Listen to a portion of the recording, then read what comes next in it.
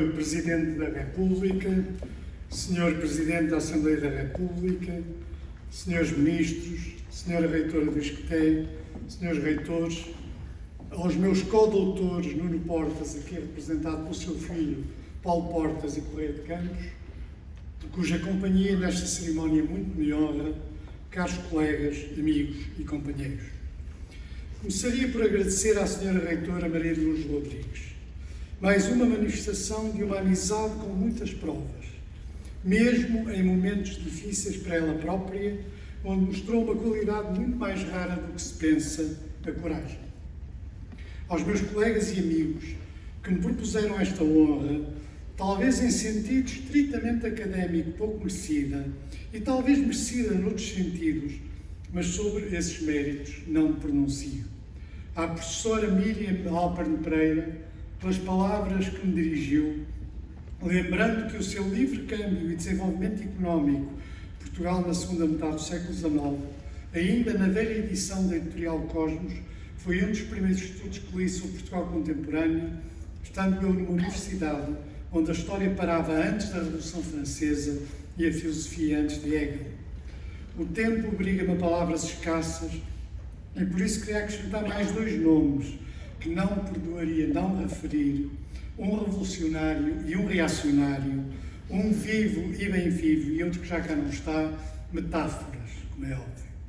Um é Fernando Rosas, a quem devo um doutoramento laboris causa, amigo de muitas décadas, de uma daquelas amizades fortes que começou nos anos da ditadura, conspirando num pinhal em Aveiro para subverter o Congresso Republicano. Essas circunstâncias de luta temperam as amizades, para usar um título célebre como o aço. Outro, Vasco Graça Moura, a única pessoa de que assistia a um doutoramento honoris causa, com ele já doente, que não foi fácil, porque o feitio e a irreverência do Vasco deixaram atrás de si um rastro de inimigos. A Universidade do Porto teve essa qualidade de não se furtar a reconhecer o mérito do poeta, ensaísta, tradutor, que usava a língua portuguesa como poucos. O Vasco tinha conversado comigo e ambos com Chris Patten, o último governador de Hong Kong, atual barão Patten of Barnes, quando este se preparava para ser chanceler da Universidade de Oxford. E havia a tradição oxoniense de fazer o seu discurso inaugural em latim.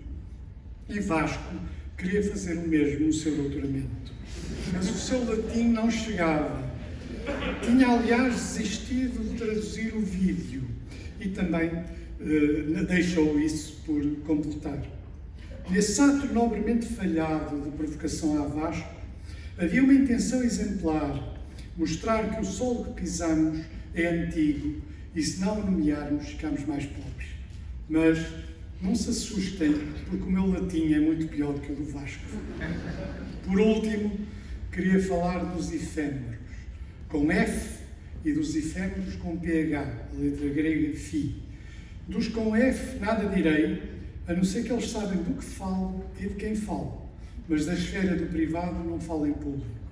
Dos com Φ, PH, dizer-lhes que esta honraria é merecida por mim, mas merecida por eles, amadores dedicados da luta contra a efemeridade, militantes da memória.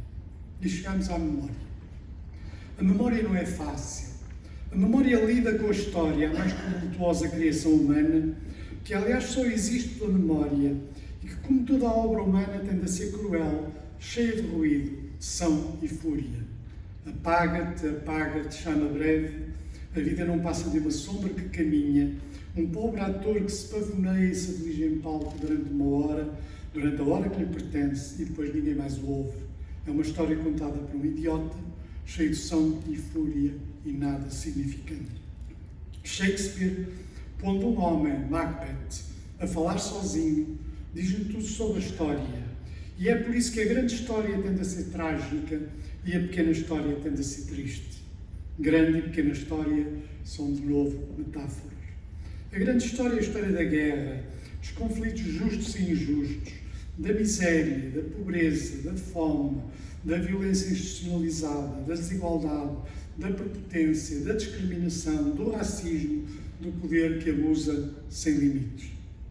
A pequena história é da vida de muitas centenas e centenas e centenas de milhões de pessoas que não tiveram nem têm a vida que desejavam, mas apenas as que puderam ter. Há alguma felicidade pelo meio? Há, sem dúvida, mas é a exceção. E quem não tem em conta isto não faz o que deve, a começar pela sua obrigação ética de não aceitar um mundo de violência, de desigualdade, de exclusões, de mentiras, nem percebe o que se passa à sua volta, confundindo a sua preciosa individualidade, que normalmente pensa ser liberdade, mas é apenas egoísmo, que em muitos casos significa apenas ser privilegiado no seu conforto. Dois exemplos contraditórios da história, um bom e outro mau. O bom é muito simples. O acesso nos últimos 100 anos a condições mínimas de sobrevivência de bilhões de pessoas na Ásia, particularmente na China e na Índia, é uma verdadeira revolução para a humanidade, bastante invisível para quem, como nós na Europa, tem um mínimo garantido. O exemplo mau é connosco, a europeu. Olhando para a Europa, é preciso ter em conta que nos últimos 2000 anos, o maior período de paz da sua história ocorreu de 1945, fim da Segunda Guerra, até 1991, com o início das guerras jugoslavas, menos de 50 anos em 2000 anos de história. Parece pouco, mas 50 anos é mesmo assim excepcional. Por isso, o nosso olhar, que informa o trabalho do Arquivo Efêmera, uma genuína instituição da sociedade civil, autónoma e ferozmente independente, o nosso olhar é mais cético do que otimista, mais crítico do que complacente, até porque vemos e sabemos de muita coisa, muita coisa. A nossa ambição é ser um gabinete de curiosidades moderno, movido pela curiosidade a maior força criativa. O que nós fazemos no Arquivo Efêmera é recolher os traços dessa história grande ou pequena, desde arquivos e espólios que mudam a história portuguesa, Modo de Sá Carneiro, Vítor Crespo, Nuno Rodrigues Santos, Sousa Castro, de Henrique Alvão, dos espólios científicos, dos partidos políticos grandes e pequenos, das associações e sindicatos, da extrema-direita, da censura, das polícias, das lutas operárias, culturais, sociais e económicas, das eleições fáceis, como as presidenciais, às eleições muito difíceis, como as autárquicas, com as suas muitas dezenas de milhares de itens por eleição, cobrindo nós os últimos 200 anos atrás, até hoje de manhã já entraram novos materiais. E com a intenção de o fazer numa perspectiva internacional, para dotar Portugal e os seus investigadores da possibilidade de trabalhos comparativos, quer no presente, quer nesse país estrangeiro, que é o passado. E também de preservar e trazer para uma biblioteca e arquivo tudo aquilo que durante 48 anos não podia cá entrar, publicações comunistas, anarquistas, fascistas, nazis, desde a Renascita e o L'Humanité até ao Volksmund Reich.